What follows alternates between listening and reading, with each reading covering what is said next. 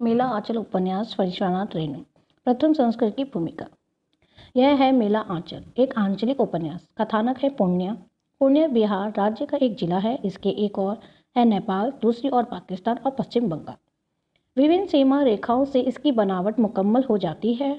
जब हम दक्षिणी में सांथल, परागना और पश्चिमी मिथिला की सीमा रेखाएं खींच देते हैं। मैंने इसके एक हिस्से की एक ही गांव को पिछड़े गांवों का प्रतीक मानकर इस उपन्यास कथा का क्षेत्र बनाया है। इसमें फूल भी है, शूल भी है, धूल भी है, गुलाब भी है, कीचड़ भी है, चंदन भी है, सुंदरता भी है, कुरूपता भी है। मैं किसी से दामन बचाकर निकल नहीं पाया। कथा की सारी अच्छाइयों और बुराइयों के साथ साहित्य की दहलीज पर आ खड़ा हुआ हूँ। पता नहीं अच्छा किया या बुरा, जो भी हो अपनी निष्ठा में कमी महसूस नहीं करता। फणीश्वरनाथ रेणु, पटना। प्रथम खंड 1। गांव में यह खबर तुरंत बिजली की तरह फैल गई। मलेट्री ने बाहर चेथरू को गिरफ्तार कर लिया है और लोबिन लाल के कुएं से बाल्टी खोलकर ले गए हैं। यद्यपि 1942 के जन आंदोलन के समय इस गांव में ना तो फौजियों का कोई उत्पात हुआ था और न आंदोलन की लहर ही इस गांव तक पहुंच पाई थी, किंतु जिले भर की घटनाओं की खबर अफवाहों के रूप में यहां तक जरूर पहुंची थी। मोगलाही स्टेशन पर गोरा सिपाही एक मोदी की बेटी को उठाकर ले गए। इसी को लेकर सिख और गोरे सिपाहियों में लड़ाई हो गई। गोली चल गई। ढोल बाजे में पूरे गांव को घेरकर आग लगा दी गई। एक बच्चा भी बचकर नहीं निकल सका। मैसूरा के ससुर ने अपनी आंखों से देखा था। ठीक आग में भुनी गई मछलियों की तरह लोगों की लाशें महीनों पड़ी रहीं। कौवा भी नहीं खा सकता था। मलेट्री का पहरा था। मसहूरू के ससुर का भतीजा फारबिस साहब का खानसामा है। वह झूठ बोलेगा। पूरे 4 साल के बाद अब इस गांव की बारी आई है। दुआई माँ काली, दुआई माँ काली, दुआई बाबा लहर सिंह।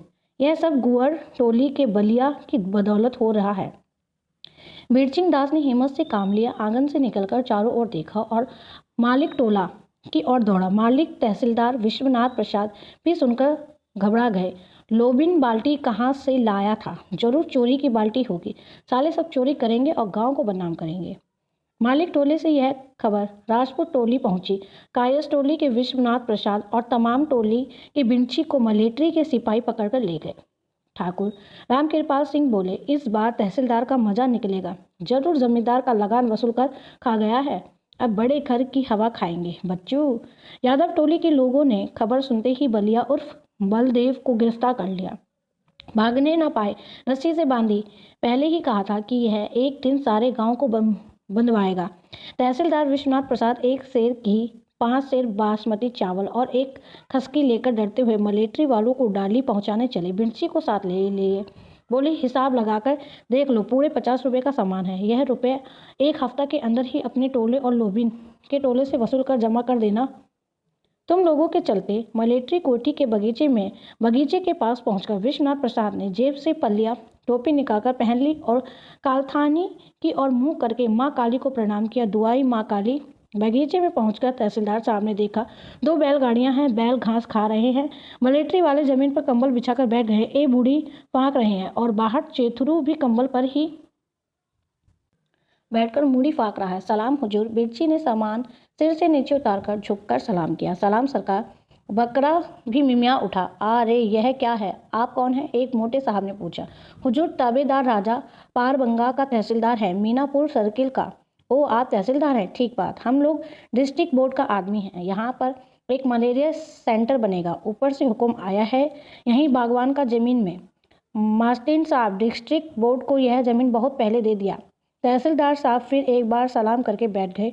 बिरची हाथ जोड़े खड़ा रहा।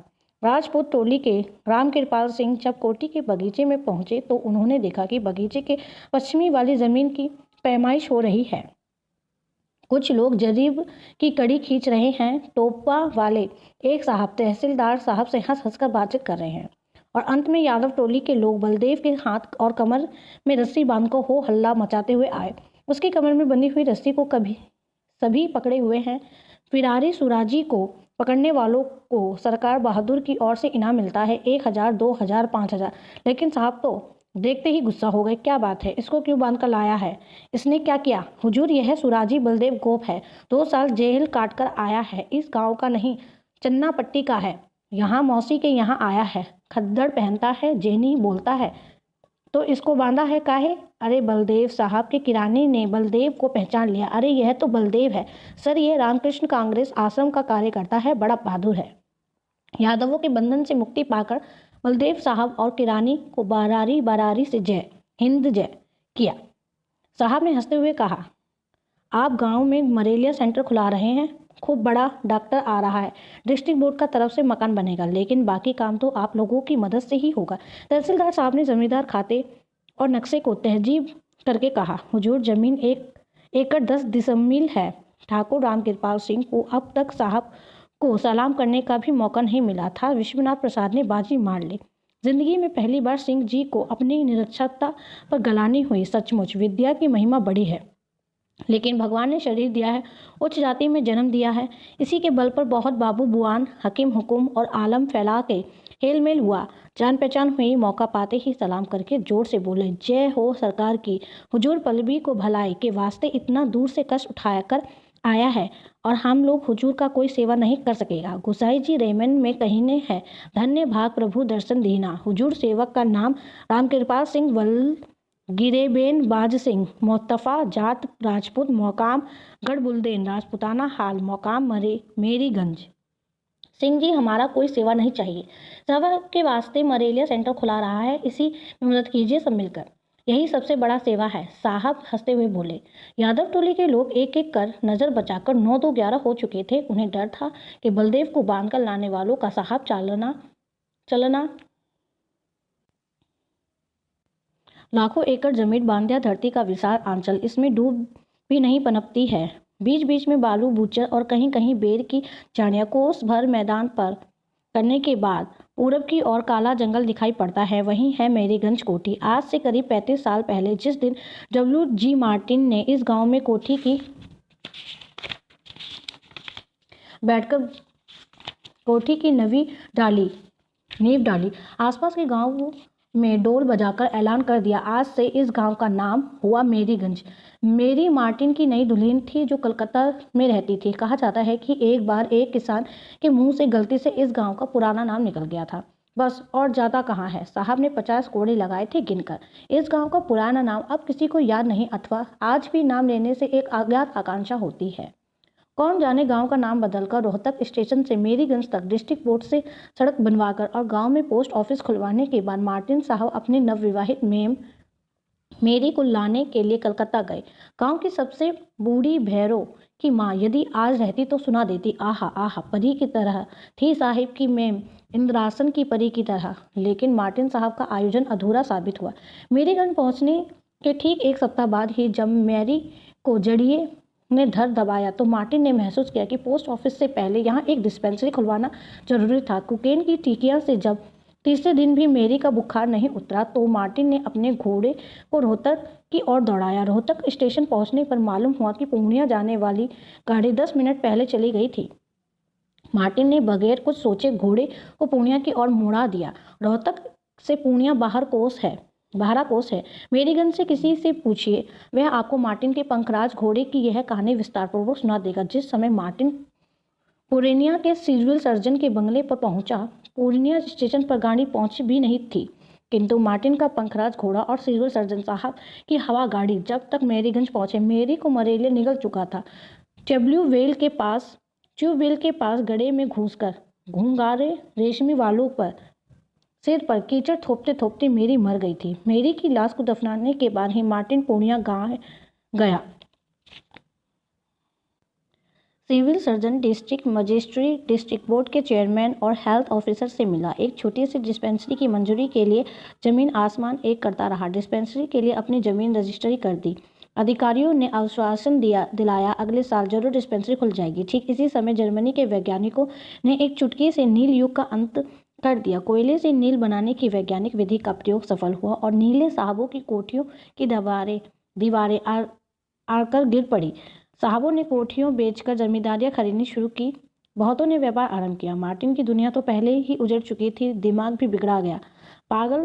बगल में रद्दी कागजों का पुलिंदा दबाए हुए पागल मार्टिन दिन भर पूर्णिया कचहरी में चक्कर काटता फिरता था। हर मिलने वाले से कहता था, गवर्नमेंट ने एक डिस्पेंसरी का हुक्म दे दिया है, अगले साल खुल जाएगा।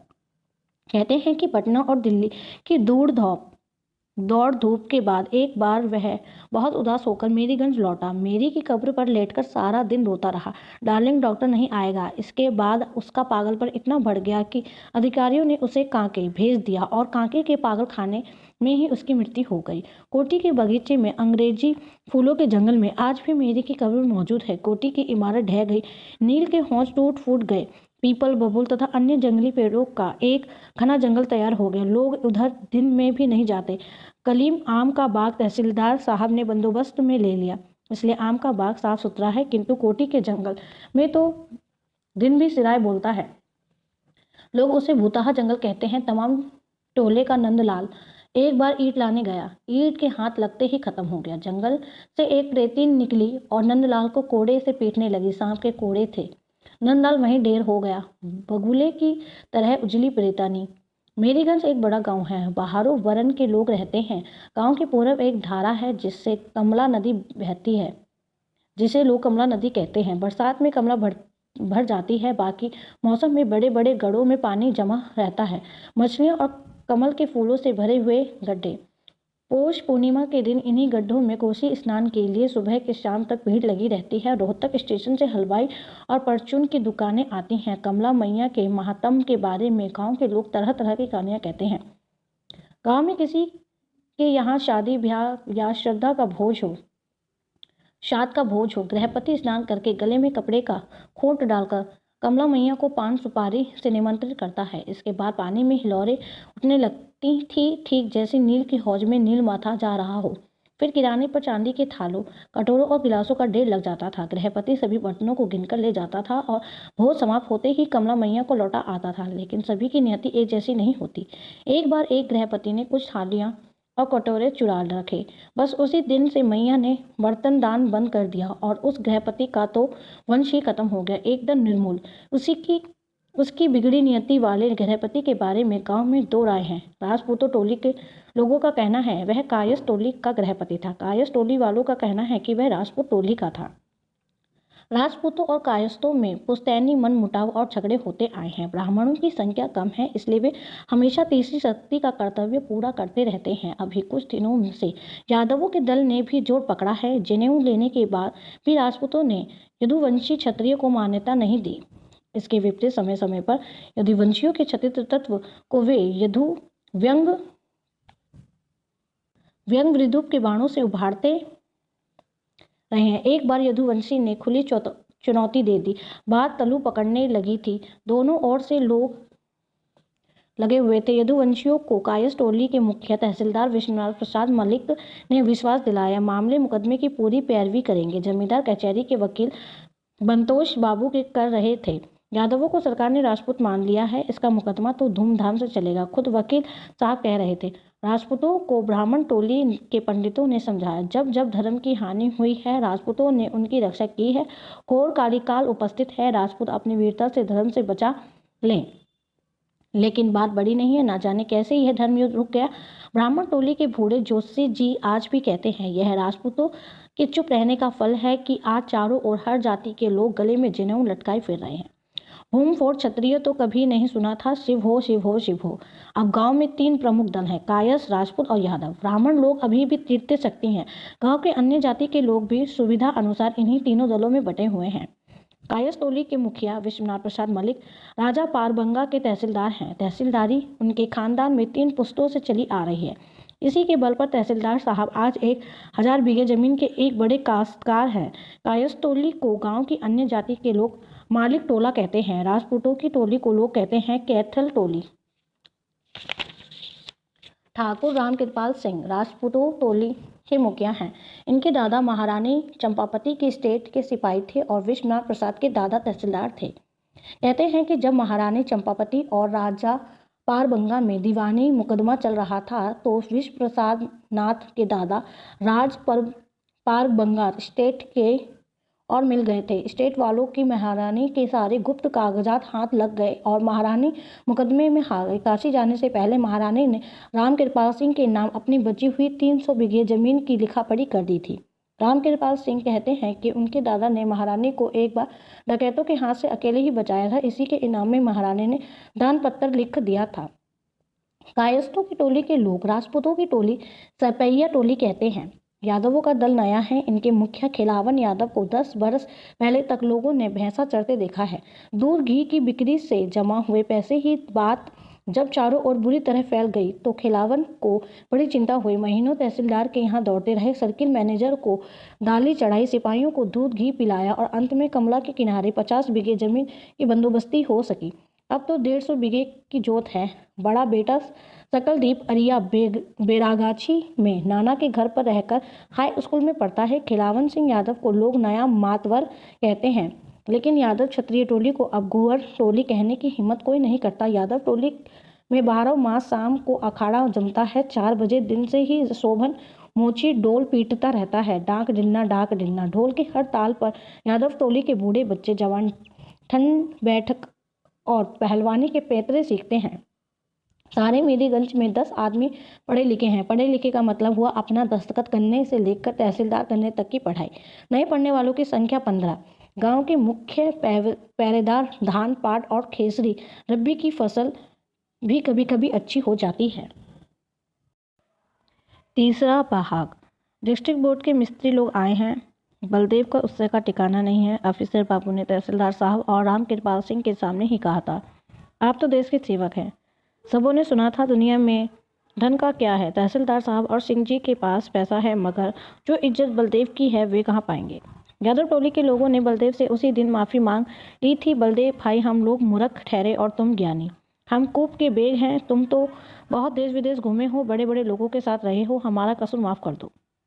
उसी दिन से खिलावन सिंह यादव बलदेव को अपने यहाँ रहने के लिए आग्रह कर रहे हैं।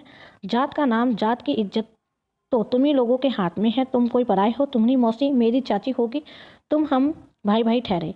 खिलावन का डेरा वाली खुद आकर बलदेव की बूढ़ी मौसी से कह गई, घर आंगन सब आपका ही है। जिस घर में एक बूढ़ी नहीं उस घर का कोई भी ठिकाना नहीं रहता। मैं अकेली क्या करूं? दूध घी देखूं कि गोबर गुहाल। बलदेव की बूढ़ी मौसी की दुनिया ही बदल गई। कल तक घर घर घूमकर कुटाई पिसाई करती फिरती थी और आज गांव की मालकिन आकर उसे सारे घर की मालकिन बना गई। मिस्त्री लोग आए हैं। बलदेव गांव के टोले में घूमता रहा। डिस्ट्रिक्ट बोर्ड से मिस्त्री जी लोग आए हैं। कल से काम शुरू हो जाना चाहिए। मलेरिया बुखार मच्छर काटने से होता है, मगर कुनेन खाने से जितना भी मच्छर काटे कुछ नहीं होगा। तमाम टोली में मींगू दास के घूर के पास बलदेव की बातों को लोग बड़े अचरज से सुन रहे हैं। आंगन की औरतें भी घूंघट काढ़े टट्टी के पास खड़ी होकर सुन रही हैं। अब रात भर गोठा जलाकर धुआं करने का झंझट नहीं, काटने जितना मच्छर। पोलिया टोली, तनविंतराम क्षत्रिय टोली, यदुवंशी क्षत्रिय टोली, गहलोत क्षत्रिय टोली, कुरुम क्षत्रिय टोली, अमत्य ब्राह्मण टोली, धुनकर धारी क्षत्रिय टोली, कुशवाहा क्षत्रिय टोली और रैदास टोली के लोगों ने वचन दिया 7 दिन तक कोई काम नहीं करेगा। मालकिन लोगों से कहिए हाल फाल कोड कमांड बंद रखे। करना ही क्या है, एक अस्पताल घर का, एक डाकदर बाबू का घर, एक भंसाघर और एक एक घर फालतू। 7 दिनों में ही सब काम रेट हो जाएगा। धुनकर धारी टोली के तुनुकलाल ने एक सवाल पैदा कर दिया, लेकिन हाल फाल कामकाज बंद करने से मालिक लोग मजूरी तो नहीं देंगे। 1-2 दिन की बात रहे तो किसी तरह खेपा भी जा सकता है। 7 दिन तक बिना मजूरी के यहाँ जरा भी मुश्किल मालूम होता है। तमाम और दूसरा टोली के लोगों की बात जाने दीजिए। उनकी औरतें हैं, सुबह से दोपहरिया तक कमला में कादो पानी हिड़कर 1-2 सैर कैंची मछली निकाल लाएंगी। 4 से धान का हिस्सा लग जाएगा। बाबू लोगों को प्यालों के टालों के पास धरती खोरच कर चूहे के मांदों को कूड़कर फिर कुछ धान जमा कर लेंगी। नहीं तो कोठी के जंगल से कमर आलू उखाड़ लाएंगी। रोहतक हाट में कटिहार मील की कुल्ली लोग 4 आने सेर खमर आलू हाथों हाथ उठा लेते हैं, लेकिन और लोगों के लिए तो बड़ा मुश्किल है। बलदेव ने निराश होकर पूछा, अब क्या किया जाए? तुनुकलाल के पास समस्या का समाधान पहले से ही मौजूद था। बोला, एक उपाय है, यदि मालिक लोग आधे दिन की मजूरी दे दे तो काम चल जाए। तुनुकलाल इस प्रस्ताव पर विचार करता हुआ बलदेव मालिक टोली की ओर चला। विश्वनाथ प्रसाद तो मान लेंगे, सिंह जी के बारे में कुछ कहना मुश्किल है। सिपहिया टोली का बिरजू सिंह कल कह रहा था, सिंह जी अस्पताल में कोई मदद नहीं करेंगे। कहते थे अस्पताल का मालिक मख्तियार है, विश्वनाथ और बलदेव।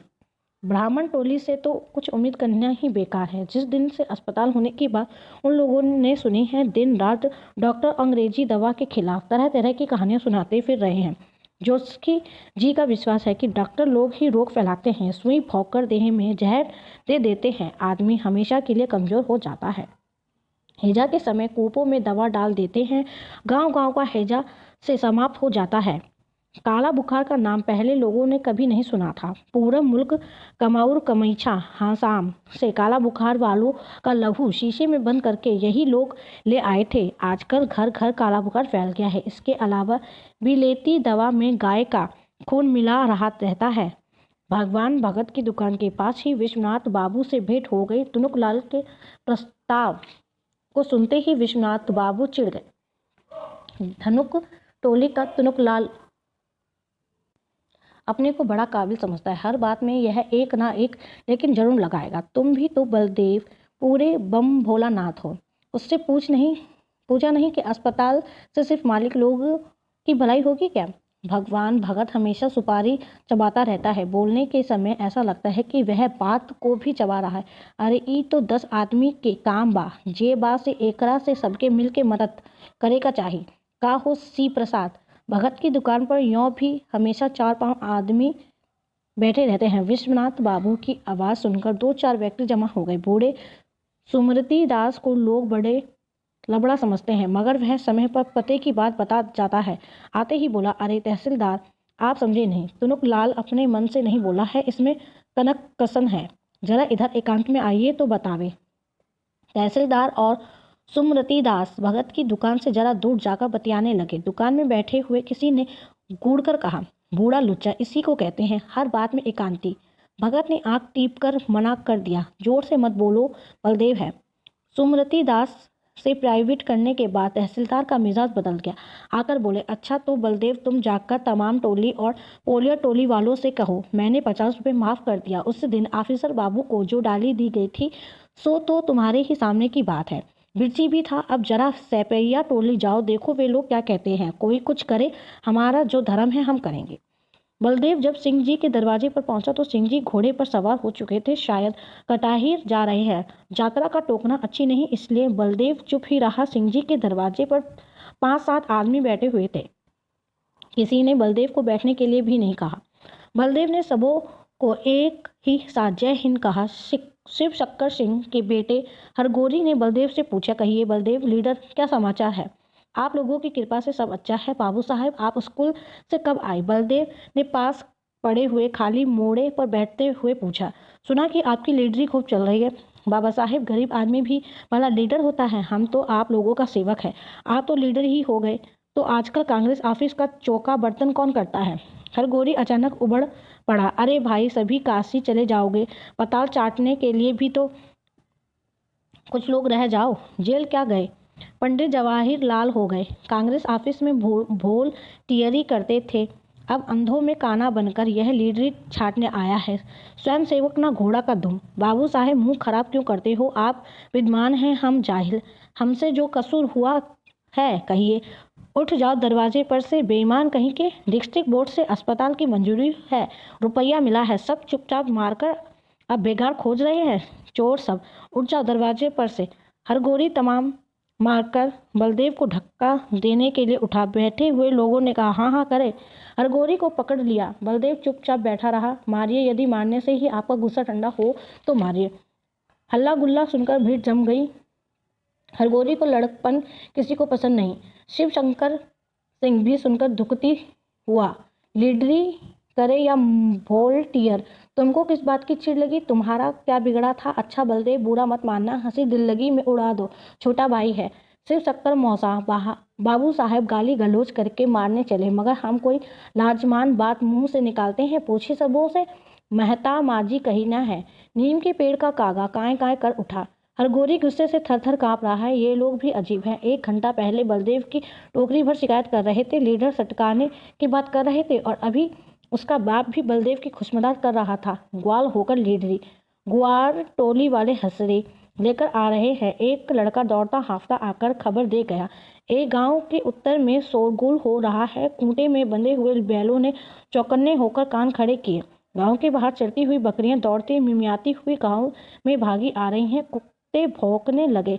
बात क्या हुई? अरे बेटा रे, गोरी बेटा रे, आंगन में आ जा बेटा रे, ग्वार टोली का कालिया पागल गया है। हरगोरी की माँ छाती पीटती और रोती हुई आई और हरगोरी की घसीट कर आंगन में ले गई। बच्चे रोने लगे। अरे बात क्या हुई? भला निकालो उत्तर। हमारी गंगा जी वाली लाठी कहाँ है? तीर निकाले रे।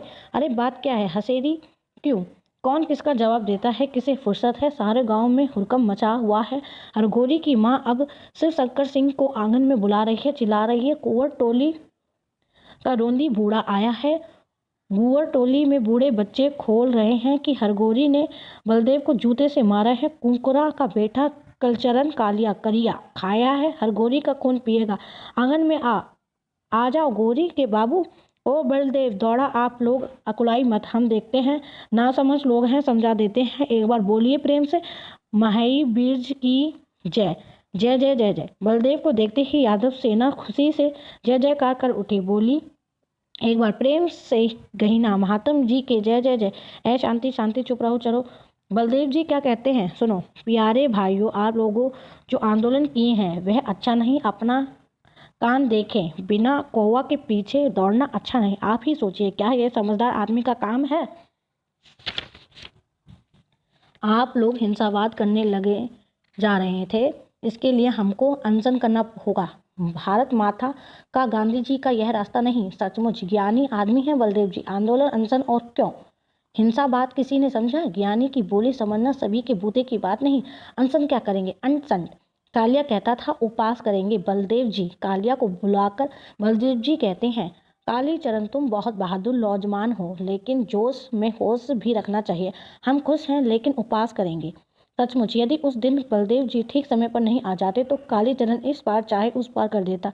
अरे हरगोरिया कल का छोड़ा, स्कूल में 4 अक्षर पढ़ क्या लिया है? लाट साहब हो गया है।